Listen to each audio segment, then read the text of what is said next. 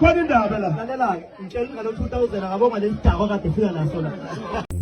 to Zwida Media. If you're new to this channel, please subscribe. Don't forget to like, comment and share. Here's a new video for today.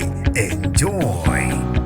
Hello, nginibingelele ngiphinde nginamukele kuzo zonke izindawo la enibona khona le video. Manje uqala isijonele lelikhasi, you are welcome. Igama lami ngusibonga konke wakandwande. Abanye ke bangibiza intatheli ka YouTube. Monga subscribe ngiyacela ukuthi usubscribe. Khona phela YouTube ezokwazisa ngaso sonke isikhathi mangifaka isematheni kanye nezihamba phambili. Namhlanje bafethu ngizobheka ukuthi ke ngabe iziphi ke ezithe zenzeka kule weekend esisuka kuyona. Ziningi ke ezithe zenzeka, abantu abaningi futhi ke bachazekile ke abanye badumala ngezigameko ezahlukahlukene. Kodwa ke angakumoshela isikhathi asivele singene kuzo ke trend sibone ukuthi ke ngabe zikhiphana. Ukhwele wadilika ukhuzana impungose kungizwe emchunu kanye necukama elisha kwindumezulu yomcimbi obuso ulundi endaweni yasemahlabathini obokumembeso ke ngawelile mazibuko kanye nomavava sikakani. Bekuyindumezulu yomcimbi obuhanjelwe ke izicubuthwane ezahlukahlukene okubaloke kuzo osaziwayo amacaba brothers ukhuzana impungose icukama elisha kanye nongizwe emchunu nabanye ke abaningi. Lo mcimbi ke uyindabuzo kwayo enkundleni zokuxhumana ngezinto ke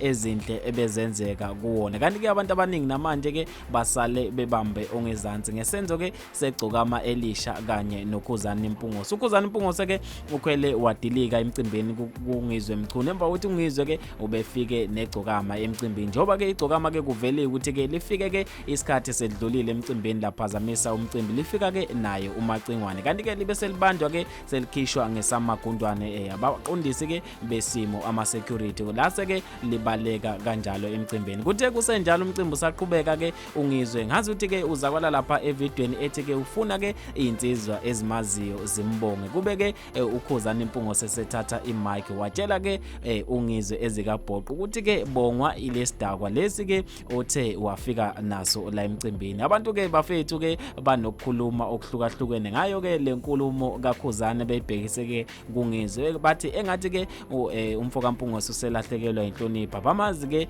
ukhuzane enje angesazi ukuthi ke yini ethe yaba imbangela yalokho njoba ke lo mcimbi ke kuningi kakhulu okuhle bakwenzeka kuwona futhi ke ikona okuthe kwenza abantu bekhulume ngawo lo mcimbi obeke kwenzeka izimangaliso ngempela mhlambe ke ukuhlangana ke kwezimbangi ezimbili okuthe kwawenza wabasematheni angeke sazi mina ke bafethu sengiyaphela khona la.